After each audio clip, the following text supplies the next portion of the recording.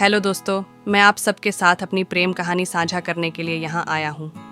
मेरा नाम संतोष है और ये कहानी है मेरे इंजीनियरिंग के पहले साल की, जब मैं सोशल मीडिया इस्तेमाल करता था। मेरी फ्रेंड लिस्ट में एक लड़की थी, कृति। मैं रोज़ शाम को 7 बजे के बाद ऑनलाइन आता था और हर बार जब मैं ऑनलाइन होता वो चली जाती। हमने सिर्फ 1-2 बार ही बात की थी, लेकिन उसकी बातें मुझे बहुत अच्छी लगती थीं। एक दिन मैंने उससे उसका फ़ोन नंबर मांगा, लेकिन उसने कहा कि उसका फ़ोन खो गया है।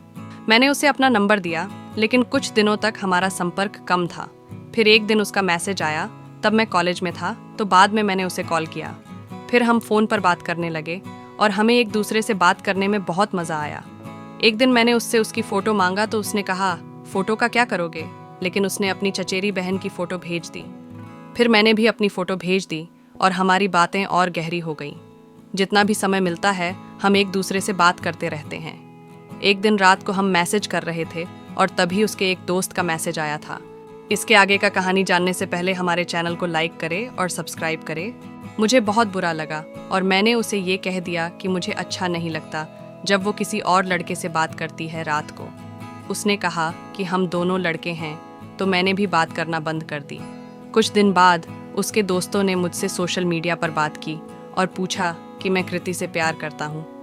मैंने हाँ बोल दिया, लेकिन जब कृति को पता चला तो उसने मना कर दिया।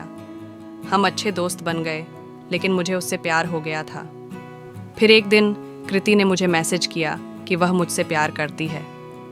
मैं खुश हुआ कि जिसे मैं चाहता था वो मुझे मिल गई थी।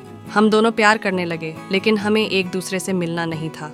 कुछ महीनों तक हम सिर्फ फ़ोन पर बात करते रहे, लेकिन फिर एक दिन हम मिलने गए। उसके माता पिता कहीं बाहर गए थे और हमें मौका मिला। उनके माता पिता सख्त थे, इसलिए हमें मिलना नहीं चाहिए था। फिर एक दिन उसका फ़ोन ख़राब हो गया और उसके माता पिता ने नया फ़ोन नहीं दिया। फिर भी उसके दोस्तों के मोबाइल से हमारी बातें चलती रहीं। एक दिन उसके माता पिता को पता चल गया कि वो किसी से प्यार करती है। वो बहुत नाराज़ हुए और मेरे घर आ गए। मुझे बहुत डांटा और धमकी भी दी, लेकिन हमारा प्यार कमज़ोर होने के बजाय और भी गहरा हो गया। फिर एक दिन उसका फ़ोन बंद हो गया और उसने कहा कि वो मुझे भूल जाए। मुझे बहुत दुख हुआ, लेकिन मैं उसे कभी भुला नहीं पाया। अब मुझे अच्छी नौकरी मिली है, लेकिन वो नहीं है मेरे साथ। उस दिन से आज तक मैं अकेला हूँ और हमेशा रहूँगा। उसकी यादों में खो जाता हूँ और कभी उसे भूल नहीं सकता। उसकी खुशी की दुआ करता हूँ, लेकिन उसके बिना मैं अधूरा हूँ। उसकी यादों में मैं जी लेता हूँ,